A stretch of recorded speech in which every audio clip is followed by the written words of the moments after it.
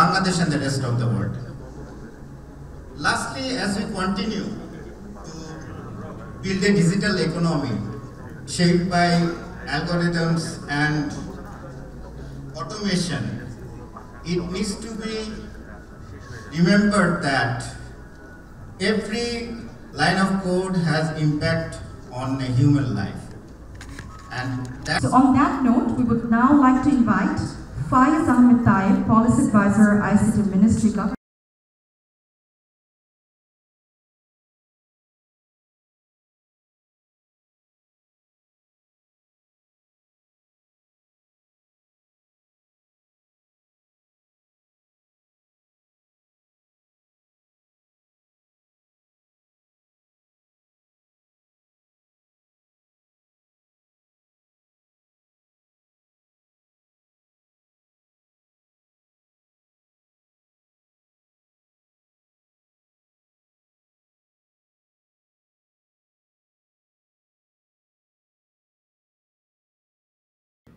So this is the thing we never talk about, and we try to hide these problems under the carpet.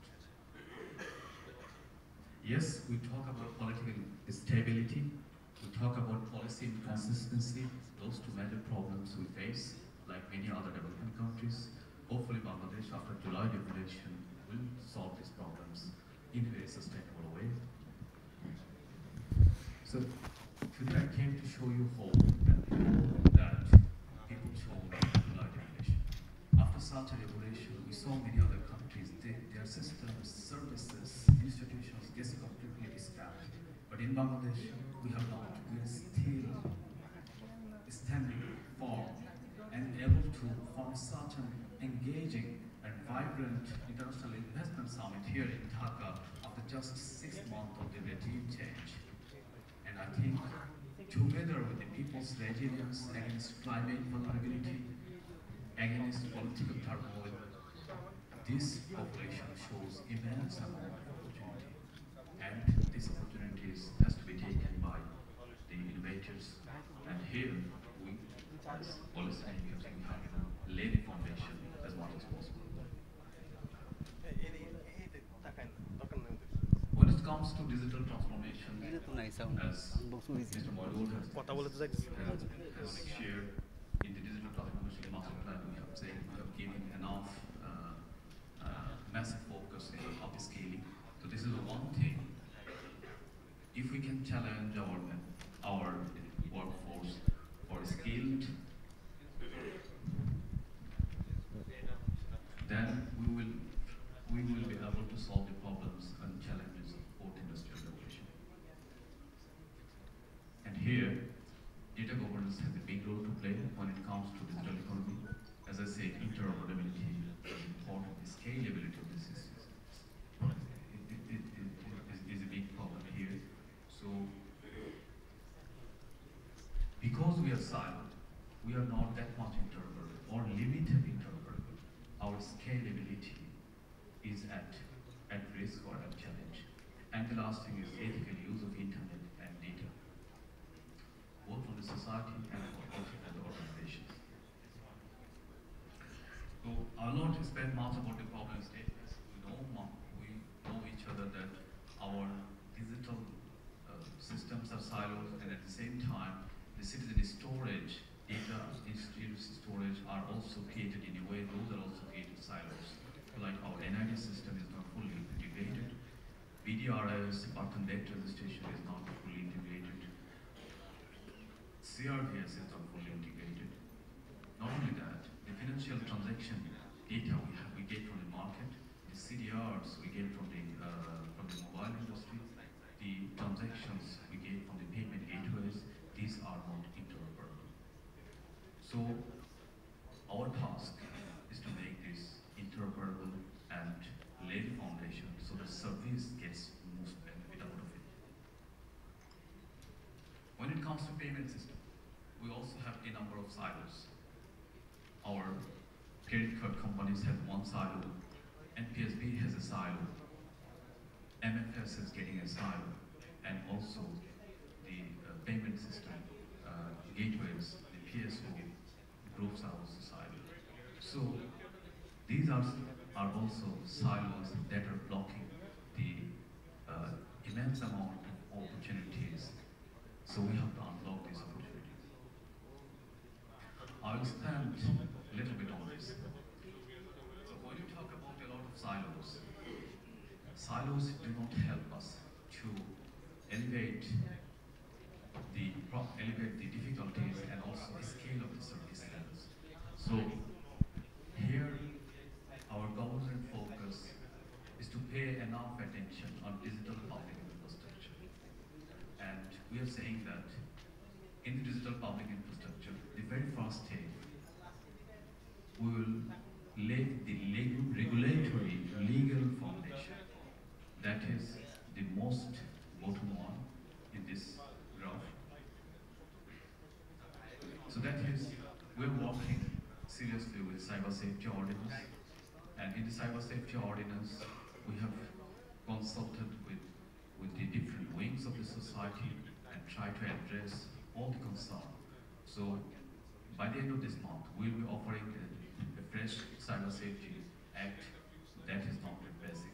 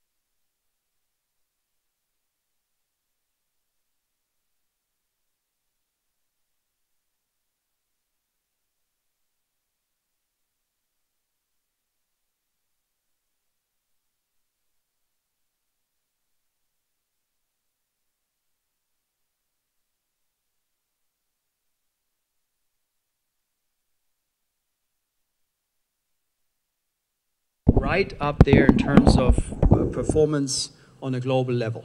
We recently did a deal in a RMG factory, and the global industry specialist, who was Finnish, pointed out that the factory that was being constructed was one of the top 3 factories that he had seen in the world, not only in Asia, in the world.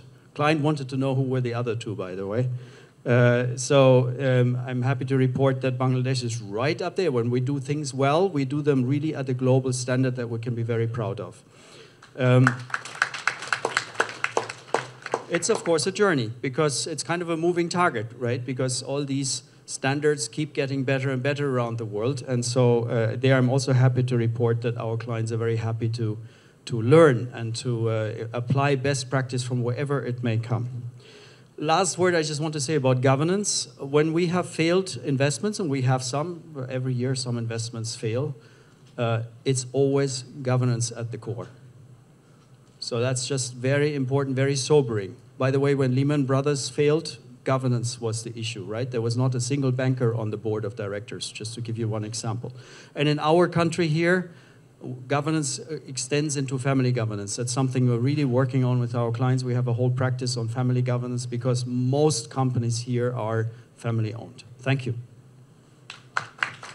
I'm coming from the ADB, and then I'm here to happily announce that we are on the same line as IFC, World Bank, and then I'm really grateful that the ILO and the UNDP has been frontliner to work with the government to improve the governance laws and regulation and labors, and then the workers' conditions improvement.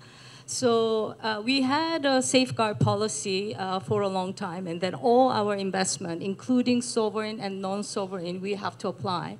Recently, last year, that we joined the world leaders, and then we enhanced this policy. So now we have a new framework in the safeguard policy side as environment and social framework, and then we developed the 10 standards. And I would like to happy to inform you that one of the 10 standards, we have a standard for the labor and the workers' condition. This is a very new standard. We will match with all the ILO's, the labor standards, and also we apply other MDBs, their advanced requirements. So this is one of the part that the ADB has joined, and we will, push for this compliance. So all of the, the standard that we are dealing with, we are trying to promote the labors. In the past, we also highlighted the community health and then occupational health safety, but this is the first time we really institutionalize looking at the even supply chain contractors, and then also community-based, all kinds of workforce that we are dealing with through our project, both non-sovereign and sovereign lending that we have to apply. And as government of Bangladesh and as well as other DMC is already agreed that it will follow ADB's policy. And then I'm very glad to see that the leadership of the Bangladesh government to having this journey.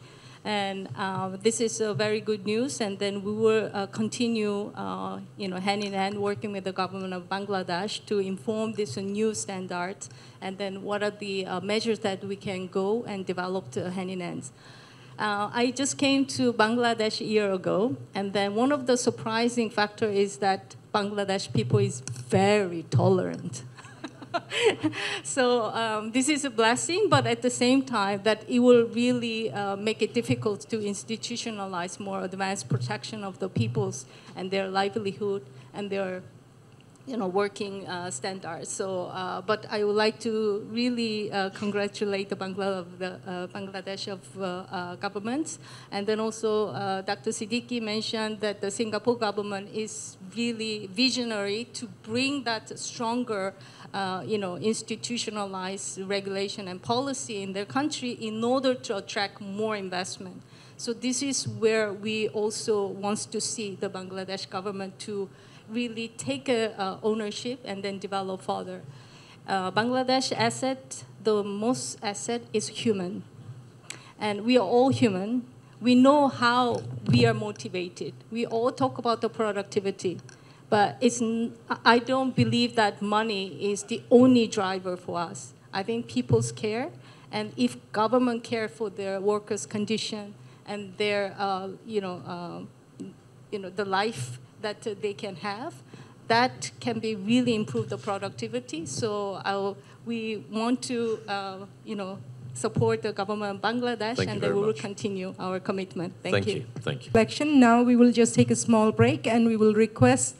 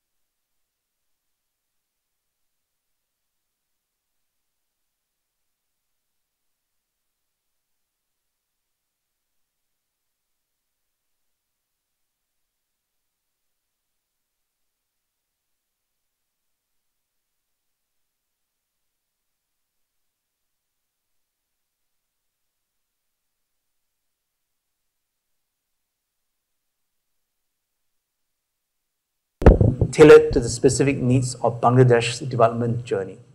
The aim of such a package would be to holistically support the development of the IP system, boosting IP engagement across all stakeholders as the country begins its post-graduation journey. As Bangladesh embarks on the new transformative era, it can chart a bold path forward, one where IP-backed innovation and creativity drive long-term success, attract global investments, and create high-value jobs, cementing Bangladesh's place as one of the world's fastest-growing economies. Thank you very much, and I wish all of you a successful summit. I shall explain, and very quickly, why IP is a horizontal tool in the third of the enabling UN agencies today. So we'll talk about IP. So IP is everything about the human, about the person. So this is really the theme today. So anything that's created, from the intellect to the creativity to innovation to flexibility, is the human being, and which IP protects, which IP helps in many ways to be able to recognize and give award to the human. So let me just quickly skim through what intellectual property is, because it's a lot of many things, and probably this is good to an opportunity to talk about it. So we have trademarks or brands, and every business, every artist has a name. So that's an IP. Now, we also have the look and feel of the product or the services. So that's design, that's IP. And then lastly, we have geographical indication, which has something to do with this. That's intellectual property that can be capitalized. There's also patent. Of course, obviously, everybody knows this. IP is patent. And to explain it very quickly, it's about the solutions you found on how to implement things here, how to customize things for the local situation, whether it's in manufacturing or the product itself. That's patents. And so that can be capitalized with intellectual property. But very few people know that aside from that, it's also about information. Now, patent information is a powerful tool, because as the world rushed to patent their ideas, imagine the global library of ideas globally in every field of industry. We have it. 90 million inventions and solutions that you can access and use, customize in the country. So that's an important thing. For example, let's say pharmaceuticals. We were talking about this morning about man-made fabric, which is now the trend rather than the cotton. These are innovations. Textile, yes. So these textiles are coming in from all countries. From patent information, you'll find out a lot are coming out of China, vital, and you can even drill down to the specific entity, the specific university, the specific inventor doing that. So that's powerful information. Can use, and that's IP. Another thing also I'd like to talk about is drug innovations. So I'm just looking at India here. So we could see what are the different patents, from the compound to the derivatives to the dosage to the different aspects of how to patent a drug. So this will be a good tool, a know-how, a capacity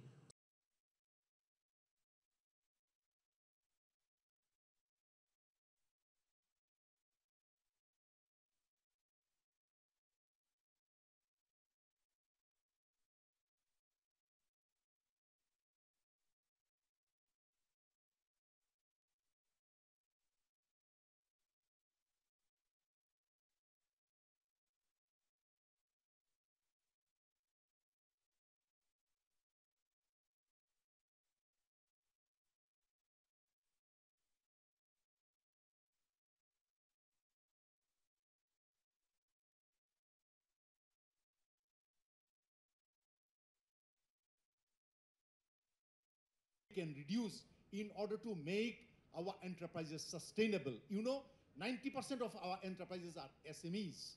So in order to do that, number one. Number two, in Bangladesh, we have one of the best possible rules, regulations, and et cetera, and one of the worst possible enforcement ecosystem and mechanism.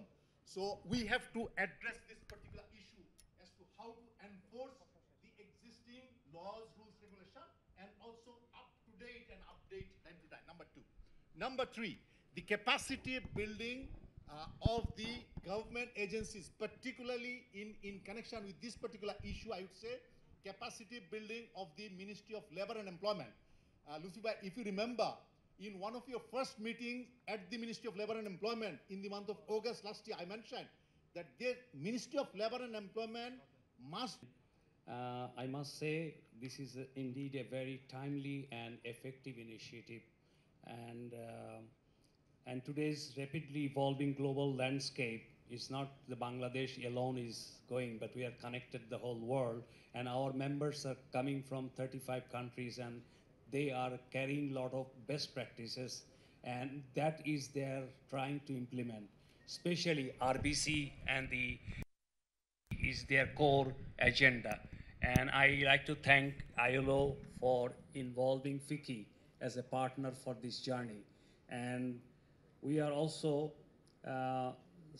like such conversation, especially I didn't address anyone for saving time, but all the dignitaries here has mentioned very pertinent points, which is important for post-LDC, because we have not enough time, how we are actually addressing the vulnerabilities index that we can overcome those effectively, and also International Labour Organization on the shared mission, both natural and necessary state, and we together believe that we can achieve this important goal by aligning our effective, following the right target and working collaboratively. We can turn vision into the action, and definitely we will have enough time since we are getting together as a partner. Also ILO declaration and the other things which need to be in action, and we have also discussed sometime our chief guest about that. But FICCI is completely committed to work together to make the compliance at the ground. Thank you. Thank you. On the cusp of transformative change. So trade liberalization has been instrumental in propelling our export sectors, notably the ready-made garments industry, which accounts for over 80% of our export earnings. We have witnessed impressive export performance. BIDA's effort in promoting investment and simplifying processes are creating a more conducive environment of both domestic and foreign investors. Concurrently, FDI has played a crucial role in technology transfer, employment generation, and infrastructure development. So Bangladesh government is committed to continuous reforms to strengthen our governmental governance frameworks. So our National Action Plan on the Labor Sector 2021-2026, developed in collaboration with partners like the ILO, signifies our commitment to addressing challenges and continuously improving our workplace safety and labor rights. We have made significant progress on these issues. So Ministry of Commerce works closely with the Ministry of Labor and Employment and the Ministry of Environment and other relevant bodies, alongside our local agencies and international partners like the ILO and UNDP, to foster an ecosystem where business thrive and workers prosper. Initiatives focused on skill development are also crucial to prepare our workforce for the evolving demands of the global market and facilitate our move up the value chain. So as we navigate the transition beyond LDC status, our competitiveness must increasingly rely on productivity, innovation, skills, and compliance, rather than solely on preferential market access. This roundtable provides a valuable platform to explore how we can collectively strengthen the positive links between trade, investment, governance, and the RBC to ensure this transition is smooth, sustainable, and leads to more and better jobs for the people of Bangladesh. The Ministry of Commerce remains committed to formulating trade policies that promote sustainable development, negotiating trade agreements that uphold our values, and facilitating trade in a manner that is efficient, transparent, and responsible. Achieving this requires a concerted effort, and I'm pleased that our government is working hand in hand with our valued international trade and development partners, including those present today like the ILO and UNDP, towards this shared objective. I'm confident that insights shared today will contribute significantly to our collective efforts in building a prosperous, inclusive, and resilient Bangladesh. Thank you so much. And I work for the Swedish Embassy and represent the Team Europe Initiative for Decent Work, who have the honor to work together with the ILO and the EU.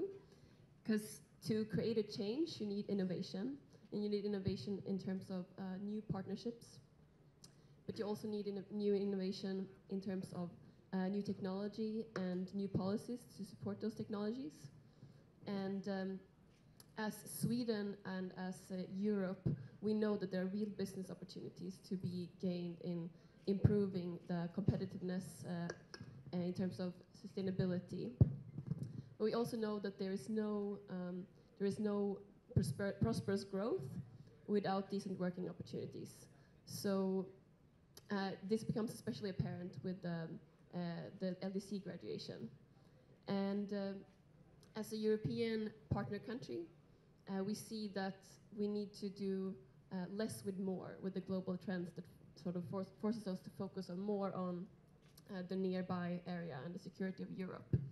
So it's especially important to channel the funds in innovative ways, and to make sure that trade and the funds from trade are channeled in a responsible way that is inclusive for all. Thanks. আজকের যে সেশনটা এটা আমাদের Bangladesh investment সামিটের চতুর্থ দিনের digital economy সংক্রান্ত যে session, এবং সেখানে ফলো আপ সেশনগুলো এখন আলোচিত হচ্ছে। এখানে বাংলাদেশে বিনিয়োগকারী প্রতিটি বড় বড় কোম্পানির প্রতিনিধি আছেন, এবং একই সাথে এখানে আছেন সম্ভাব্য বিনিয়োগকারী। এখানে গ্রামীণ ফোনের এশিয়া প্যাসিফিকের প্রধান আছেন, উবারের এশিয়া প্যাসিফিক প্রধান আছেন, বিভিন্ন কোম্পানির ডিরেক্টর আছেন, এবং একই সাথে এখানে সম্ভাব্য নতুন অনেকগুলো বিনিয়োগকারী আসছেন। তো যখনই ডিজিটাল ইকোনমির কথা বলা হয় তখন দুটো জিনিসের কথা বলা হয়। একটা হচ্ছে পলিসি কনসিস্টেন্সি অথবা পলিসি ইনকনসিস্টেন্সি, অর্থাৎ নীতির যে ধারাবাহিকতা। তো আমরা তাদেরকে আশ্বাস দিয়েছি, এবং উন্মুক্ত নীতি, ব্যবসা বান্ধব নীতি। তো আমরা তাদেরকে সকালে আমাদের যে কি সেশন আছে সেটা পলিসি মেকারদের লেন্স থেকে ডিজিটাল ইকোনমিক একটা ভিউ আমরা রিপ্রেজেন্ট করেছি। আমরা সেখানে দেখিয়েছি যে বাংলাদেশের ডিজিটাল সার্ভিসগুলোকে এনাবল করার জন্য যে আমাদের আইনি যেই প্রতিবন্ধকতা রয়েছে। আপনি জানেন যে সাবেক সরকার প্রায় 15 বছর ধরে কাজ করেছে, কিন্তু cyber safety ordinance, personal data protection ordinance কিংবা এআই পলিসি কোনোটাই ডেলিভার করে যেতে পারেনি। একটা মাত্র আইন এসেছে, সেটার মধ্যে অনেক অভিযোগ এসেছে, বিনিয়োগকারীদের পক্ষ থেকে অনেক অভিযোগ আছে। তো এই প্রত্যেকটা অভিযোগ আমরা আমলে নিয়েছি। আমলে নিয়ে আমরা তাদেরকে, বিনিয়োগকারীদেরকে এই বার্তাটা দেওয়ার চেষ্টা করেছি যে Bangladesh is open for business, এবং Bangladesh offers enough attraction to investment.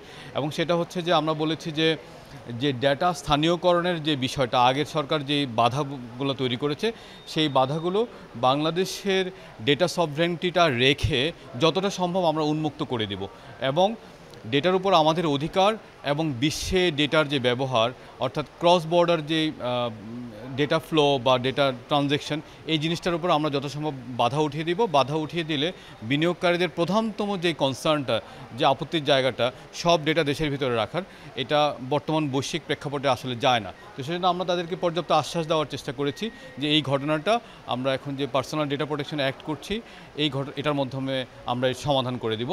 তারপরে তারা আসলে শুধুমাত্র রাষ্ট্রীয় গোপনীয় যে ডেটাটা বা ব্যক্তিগত গোপনীয় যে ডেটাগুলো, সেই ডেটাগুলো আমরা দেশের ভিতরে রাখবো, আর বাকি যে ডেটাটা সেটা প্রায় মূল ডেটার 75% থেকে 75 থেকে 80% এই ডেটাটা আসলে ক্রস বর্ডার ফ্লো করতে পারবে। কারণ আমরা তাদের দিক থেকে এআই পলিসি নিয়ে জিজ্ঞাসা করা হয়েছিল, আমরা বলার চেষ্টা করেছি যে আমরা একটা ন্যাশনাল এআই পলিসি করছি, এবং এখানে আমরা মাল্টিপল পার্টনারদেরকে রেখেছি ইউনেস্কো সহ। এবং এই এআই পলিসি যেহেতু আমরা ডিজিটাল ইকোনমিটা একটা এআই সোসাইটির দিকে যাচ্ছে, সেজন্য আমরা বছরের মাঝামাঝি সময়ের মধ্যে তাদেরকে একটা এআই পলিসি উপহার দিতে পারবো। আর একটু আপনার কাছে জানতে চাই যে যারা এখানে বিনিয়োগকারী ছিলেন তারা আপনাদেরকে কি কোনো ধরনের পরামর্শ দিয়েছেন কিনা বা কোনো ধরনের অনুরোধ জানিয়েছেন কিনা যে ডিজিটাল ইকোনমিকে আরও ব্যবসা বান্ধব করা, অথবা যারা বিনিয়োগ করবেন এখানে তারা যেন আরও সুন্দরভাবে বাংলাদেশে বিনিয়োগের পরিবেশ পান এবং ব্যবসার পরিবেশ পান, সেজন্য কোনো ধরনের পরামর্শ তারা দিয়েছেন কিনা?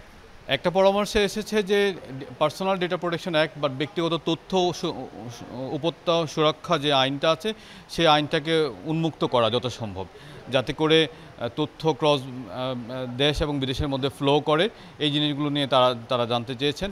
আরেকটা জিনিস চেয়েছেন প্ল্যাটফর্ম লায়াবিলিটি, যে প্রযুক্তি প্রতিষ্ঠানগুলোর যে বাধ্যবাধকতা, এই বিষয়গুলো নিয়ে কিছুটা শিথিল এবং আন্তর্জাতিক মানসম্পন্ন করার চেষ্টা করছি। তো এই চেষ্টাটা কিন্তু আমাদের আছে আগে থেকেই। তো তার মানে আমরা তাদেরকে বার্তা দিয়েছি যে আমরা সাইবার সেফটি অর্ডিন্যান্সটা নিয়ে আসবো এই মাসের মধ্যে। আগামী মাসের কোনো এক সময়ে আমরা ব্যক্তিগত তথ্য উপত্যকা সুরক্ষা আইনটা ড্রাফট নিয়ে আসবো। তারপর আমরা তাদের সাথে বিজনেস কমিউনিটি সহ মানবাধিকার সংস্থা সবার সাথে আমরা এটা পর্যাপ্ত আলোচনা করে সিদ্ধান্ত নিব, এবং যা দেশের ভালোর জন্য হয়, ডিজিটাল ইকোনমির ভালোর জন্য হয় সেভাবেই নিব। পাশাপাশি আমরাও এটাও বলেছি বছরের মাঝামাঝি সময়ের মধ্যে আমরা ক্লাউড পলিসি এবং এআই কৃত্রিম বুদ্ধিমত্তা পলিসি। আপনাকে অন্য একটু ইস্যু নিয়ে একটু জিজ্ঞাসা করতে চাই। আপনারা আজকে এই সামিটে আমরা দেখতে পেয়েছি গতকালকে স্টারলিংকের যে নেটওয়ার্কটি টেস্ট করা হয়েছে, সেখানে কীরকম দেখতে পেয়েছেন আসলে একটু যদি বলতেন? এটা একটা ইউনিক যাত্রা ছিল। এই যাত্রার জন্য বিডা থেকে শুরু করে বিটিআরসি, মন্ত্রণালয় এবং স্টারলিংক সবাই ভালোভাবে কাজ করেছেন। এখানে একটা পরীক্ষামূলক সম্প্রচার ব্যবস্থা ছিল। আমরা দেখেছি গতকাল 173 থেকে 200 Mbps স্পিড উঠেছে, যদিও অনেক ব্যবহারকারী ছিল, তার মধ্যেও আমরা খুব ভালো একটা পেয়েছি, এক্সপিরিয়েন্স পেয়েছি। যারা এটা নিয়ে কথা বলেছেন তারা উচ্ছ্বসিত ছিলেন, দে আর রিয়েলি এক্সাইটেড। আপনার কি মনে হয় এবারে যে সম্মেলনটি ঐতিহাসিক সম্মেলন বলছেন অনেকেই, বিশিষ্ট জনেরা বলছেন এবং যারা অর্থনীতিবিদ তারাও বলছেন, আপনার কাছে কি মনে হয় এবারের সম্মেলনটি আসলে বিনিয়োগ বান্ধব হবে কিনা? আমরা যতটা সাড়া পেয়েছি ইতিমধ্যেই সম্মেলনটা বিনিয়োগ বান্ধব হয়ে গেছে। বাংলাদেশের ইতিহাসে এতটা সফল আন্তর্জাতিক বিনিয়োগ সম্মেলন কখনো হয়েছে বলে আমি মনে করি না। আর এখানে একটা বিষয় যে আমরা যে কমিটমেন্টগুলো পাচ্ছি, অর্থাৎ যে প্রতিশ্রুতিগুলো পাচ্ছি, এই প্রতিশ্রুতিগুলো কিন্তু একসাথে একই দিনক্ষণে ম্যাটেরিয়ালাইজ হয়ে যাবে না। তো সুতরাং আমরা দেখব যে আমরা তাদের সাথে কন্টিনিউয়াস ফলো আপ করবো, তাদেরকে পলিসি সাপোর্ট দেবো এবং ফান্ডগুলো ধীরে ধীরে রিলিজ হতে থাকবে। এবং সবচেয়ে গুরুত্বপূর্ণ যে জিনিসটা, আগে যেটা হতো যে মন্ত্রী মিনিস্টাররা এখানে আসতেন, কথা বলে চলে যেতেন, আমরা তাদেরকে শোনার চেষ্টা করেছি। আমরা প্রথম 2 দিনে আমাদের স্টার্ট আপ ইকোসিস্টেমে যারা আছে তাদের কথা শোনার চেষ্টা করেছি যে তাদের দাবি দেওয়া কী। গতকাল আমরা অনেক বৈশ্বিক সব ধরনের গ্লোবাল পার্টনারদেরকে সামনে রেখে আমরা তাদেরকে প্রতিশ্রুতি দিয়েছি, এবং দিনের দ্বিতীয় অংশে আমরা তাদের সাথে বিভিন্ন স্পিড মিটিং করেছি, যে আসলে তাদের সাথে বোঝার চেষ্টা করেছি। আজকে যেটা হচ্ছে ডিজিটাল ইকোনমির উপর আলোচনা হচ্ছে। এর আগে আমরা ইনভেস্টরদেরকে, বিনিয়োগকারীদেরকে বিভিন্ন ইপিজেড, এসইপিজেড, হাইটেক পার্ক ইত্যাদিতে নিয়ে গেছি, এবং আজকেও একটা মার্কিন প্রতিনিধি দল আমাদের কালিয়াকৈর হাইটেক পার্কে ভিজিট করছেন। ধন্যবাদ আপনাকে। দর্শক, আপনারা শুনতে পেলেন যে আসলে উনিও বলছেন যে বাংলাদেশ একটু আসলে যে এই 4 দিন ধরে যে সামিটটি চলছে, সামিটটি আসলে ঐতিহাসিক একটি সামিট, যে সামিটের মাধ্যমে বাংলাদেশে আগামী দিনে আশা করা যায় যে ব্যাপক পরিমাণে বিনিয়োগ আসবে এবং যেটি বাংলাদেশের নতুন দ্বার উন্মোচন করবে। এই ছিল আসলে আমার কাছে হোটেল ইন্টারকন্টিনেন্টাল থেকে সবশেষ তথ্য। মুন্নি।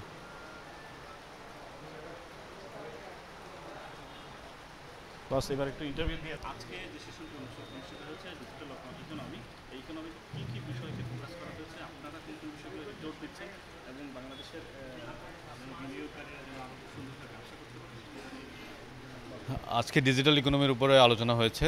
আমরা সরকারের দিক থেকে সরকারের দৃষ্টিভঙ্গিগুলো তাদেরকে তুলে ধরেছি, এবং তারা পরবর্তী সেশনগুলোতে তাদের বিষয়াশয়গুলো সামনে নিয়ে এসেছে, পরামর্শগুলো সামনে নিয়ে এসেছে। তো আমরা আমাদের দিক থেকে বলেছি যে আমরা এমন একটা নীতিমালা তৈরি করছি, যে নীতিমালার আলোকে মন্ত্রণালয়গুলোর যে ডেটাবেজ আছে বা মন্ত্রণালয়গুলোর মধ্যে যে সফটওয়্যারগুলো আছে বা সেবাগুলো আছে, এই সেবাগুলোকে আমরা ইন্টারঅপারেবল করব, অর্থাৎ পরস্পর সংযুক্ত করব, যাতে এক মন্ত্রণালয় থেকে আরেক মন্ত্রণালয়ে ডেটা যেতে পারে। এর বাইরে আমরা তাদেরকে বলেছি যে এই ডেটা আদান প্রদানের যে প্রক্রিয়া, এই প্রক্রিয়াটাকে কাঠামোগত করার জন্য আমরা মাননীয় প্রধান উপদেষ্টার দপ্তরের অধীনে একটা ডেটা অথরিটি তৈরি করব, digital interoperability, data governance and interoperability authority, এরকম একটা নামে। এই অথরিটি যেটা করবে যেটা সোর্স থেকে উৎস থেকে গন্তব্যে যেভাবে আদান প্রদান হবে তার নিরাপত্তা, তার সাইবার সিকিউরিটি, তার বিভিন্ন ধরনের সক্ষমতা, এই রেগুলেশনগুলো করবে আর কি। তো আমার মনে হয় এটা তারা খুব পজিটিভলি নিয়েছে। তো এর বাইরে তাদের দিক থেকে দুটো দাবি ছিল, দুটো পরামর্শ ছিল। একটা পরামর্শ হচ্ছে যে ব্যক্তিগত তথ্য সুরক্ষা আইন, যেটা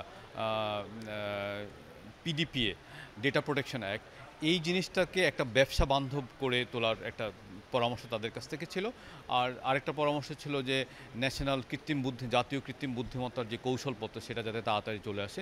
তো আমরা এনশিওর করেছি যে তথ্য উপাত্ত সুরক্ষা আইনের যেই ধারাগুলো আছে আমরা সেগুলো ব্যবসা বান্ধব করে তুলব এবং বছরের মাঝামাঝি সময়ে এটা পাস করার চেষ্টা করব। তবে এপ্রিল শেষ হলে মের শুরুতেই আমরা ব্যক্তিগত তথ্য খসড়াটা আমরা বিজনেস কমিউনিটিতে দিয়ে দিব। তারপর তাদের সাথে কনসালটেশন করব, মত বিনিময় করব, তাদের পরামর্শ গ্রহণ করব। আর এআই ক্লাউড পলিসি নিয়ে আমরা যেটা বলেছি যে ইউনেস্কোর সাথে আমরা এআই কৃত্রিম বুদ্ধিমত্তার যে আমাদের যে সক্ষমতা এবং প্রস্তুতির উপরে তারা একটা রিপোর্ট বানাচ্ছে, এটাকে বলে রেডিনেস অ্যাসেসমেন্ট রিপোর্ট, র্যাম। এই র্যামটা পাবলিশ হবে মের কোনো একটা সময়, এবং তারপরই আমরা আমাদের যে ন্যাশনাল এআই পলিসি আছে, কৃত্রিম বুদ্ধিমত্তার নীতিমালা আছে, সেটাকে সংশোধন করে সেটাকেও ব্যবসা বান্ধব করব।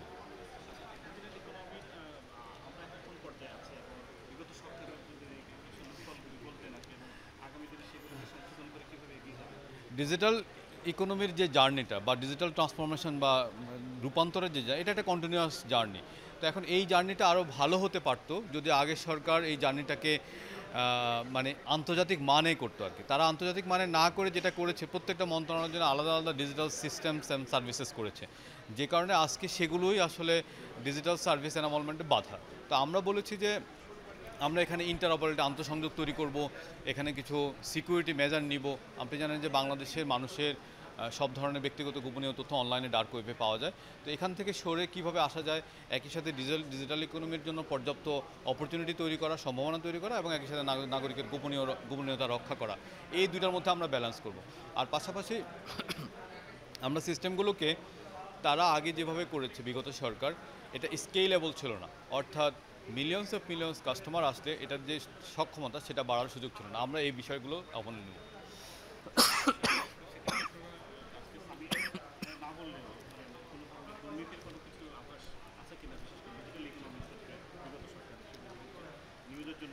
যে আজকের বিষয় সেটা না, কিন্তু তারপর আমরা তো বিভিন্ন তদন্ত করেছি, তদন্তে দুর্নীতির বিষয়গুলো উঠে এসেছে। বাংলাদেশের জনপরিসরে আইসিটি এবং টেলিকম দুর্নীতির একটা ক্ষেত্র বলে বিবেচিত। তো অনেক ধরনের অনিয়ম এখানে হয়েছে। এই অনিয়মগুলোকে প্রাতিষ্ঠানিকভাবে তদন্ত করার জন্য আমরা আইসিটিতে একটা শ্বেতপত্র করেছি। আগামী কয়েকদিনের মধ্যে আমরা ডাক ও টেলিযোগাযোগ বিভাগে আরেকটা শ্বেতপত্র করব। এই শ্বেতপত্রগুলোতে আমরা প্রফেসর রেখেছি, ইকোনমিস্ট রেখেছি, লয়ার রেখেছি, এবং সাবজেক্ট ম্যাটার এক্সপার্ট অর্থাৎ তথ্য প্রযুক্তি বিশেষজ্ঞ এবং টেলিকম এক্সপার্ট রেখেছি। আমি আশা করি যে তাদের রিপোর্টগুলো যখন হাতে আসবে তখন আমরা মানুষের কাছে এটা খুব সুন্দরভাবে কমিউনিকেট করতে পারবো যে কী ধরনের দুর্নীতি, কতটা গভীর দুর্নীতি এবং কাঠামোগত দুর্নীতি যেভাবে হয়েছে সেটা। এই দুর্নীতিতে আমরা তিন ধরনের দুর্নীতিকে প্রাধান্য দিচ্ছি। একটা হচ্ছে পলিসিগত দুর্নীতি, একটা প্রজেক্ট বাস্তবায়নের দুর্নীতি, আর একটা হচ্ছে জনবল নিয়োগের দুর্নীতি। খুঁজে বের করার চেষ্টা করছি যে, আর প্রজেক্ট ভিত্তিক কিছু দুর্নীতির বিভাগীয় তদন্ত হয়েছে, সেটা মিডিয়াতে এসেছে, মানুষ জেনেছে। ওই দুর্নীতি সংশ্লিষ্ট যে প্রজেক্টগুলো আছে আমরা অনেকগুলো বন্ধ করেছি। প্রায় 2000 কোটি টাকার বেশি মূল্যমানের প্রকল্প ইতিমধ্যে বন্ধ হয়েছে।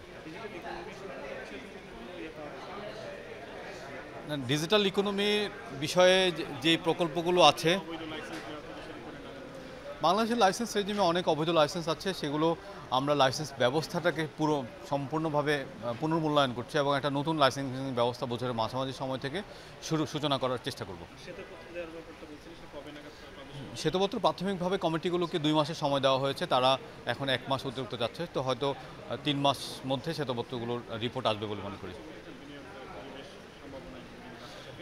বিনিয়োগ পরিবেশের যে সম্ভাবনা বর্তমান সরকার আসার পর করেছে, সে অনেকগুলো প্রতিবন্ধকতাগুলো দূর করেছে। আর আমরা যেটা করছি, আমরা পলিসিগুলো ব্যবসা বান্ধব করছি। এই দুটোর একটা যৌথ সমন্বয় আমরা খুব সুন্দর একটা পরিবেশ দেখতে পাচ্ছি। যেই বাংলাদেশের প্রতিষ্ঠানগুলো একেবারে ক্ষয়ে পড়েছিল 6 মাস আগে জুলাইয়ের পরে, আজকে সেই বাংলাদেশের প্রতিষ্ঠানগুলো সক্ষমতা এসেছে এবং সেই সক্ষমতার কারণে আজকে আমরা একটা আন্তর্জাতিক বিনিয়োগ সম্মেলন করতে পারছি, যেটা বাংলাদেশের ইতিহাসে সবচেয়ে সফলতম বিনিয়োগ সম্মেলন বলে আমি মনে করি। ধন্যবাদ। নামটা